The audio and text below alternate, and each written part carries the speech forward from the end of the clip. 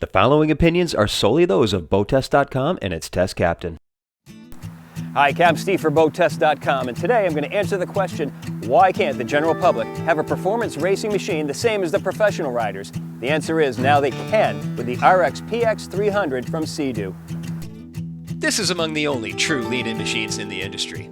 Its rounded chines allow it for not only leaning into the turns, but the improved sponsons allow for adjusting the grip on the water when pushing that performance envelope. And the drop-down keel provides a pivot point for the roll to initiate from. And with 300 horsepower, there's no slowing this thing down when putting the screws to it. It just pushes through whatever is dished out. Now, this isn't for everyone. It's a high-performance watercraft with the same hull as the pros race with. Only difference is, they get 500 horsepower.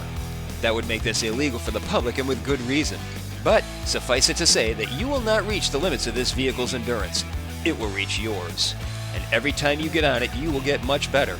It constantly improves your experience as a rider. The redesigned engine is 1630 cc's, 9% larger than the model before it, but producing 15% more power. A longer stroke gives better mid-range power. Lighter and more robust pistons and connector rods add performance. Bigger injectors add more fuel to the combustion chamber, and an intercooler is 120% better at putting cooler air into that fuel mix. So first off, let's look at how she performed. Top speed is held back on all models, regardless of brand, per agreement with the Coast Guard. But we found that at 20 miles per hour, we were burning 2.9 gallons per hour. At 30, we burned 4.5. 40 showed 6.6 gallons per hour. 50 was 10.2, and at 60, we were burning 15.3 gallons per hour, giving us a range of 56 miles. So where does all that power get used if we can't go over a certain speed? It's all about how fast and efficiently we get to that top speed. Now let's look at some of the details. First of all, high marks to Doo for the lines. This thing looks like a transformer, an angry one. There are plenty of angles starting right at the bow, which then comes up to a splash rail that deflects water, mostly at low speed. From there, the angular geometry continues as we come up to the integrated mirrors that are mounted well inside the dock strike zone. These mirrors are fully adjustable to the individual rider. Of course, there's storage in the usual places. Doo has a full-time staff member with a degree in ergonomics. His job is to meld the rider with the machine, and the result is the ErgoLock system. It starts from the footwell that allows the rider to move the feet out when cornering and in when running flat out. From there, the seat is redesigned to allow the legs to pull in and use the strongest muscles of the body to grip the machine. This creates a triangular system of contact points that are not only exceedingly comfortable, it actually serves to interconnect the rider's body to the machine. Moving to technology, on the left side of the handlebar, we've got the start-stop button. All grips now include the palm rest for a more ergonomic hand positioning. The IBR lever, intelligent braking in reverse. Squeeze this and we can not only stop safely from a flat-out cruise, we can back up and maneuver around the dock or beach.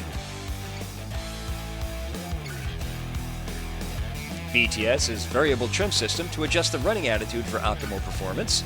Sport allows for toggling between touring mode, automatically entered at startup with its more relaxed performance curve, and sport mode with its more extreme performance. And finally, there's Eco for selecting the most economical cruise mode when fuel or endurance is a concern. To the right side, it's all about selecting information on the dash. We can scroll through the modes, press set, and adjust the display up and down. Again, we have the palm rest grip and then the throttle. AES stands for Adjustable Ergonomic Steering. We can loosen these Allens and adjust the handlebar for both rotation as well as in and out. Engages to both sides ensure that one side will be exactly matched to the other. So enough is enough. Let's put it to the test and see how it handles. For starters, the acceleration is phenomenal. That's a big factor during a race, but this thing is all about the turns in a lap race and leaning into them. Shift your weight to the sides of the seat and let the ErgoLock system help you grab and hang on to the ride. Enter the turn and accelerate through it, and then blast off for the next buoy. Turns may start out wide, but as you progress, they start to get tighter as you carve through.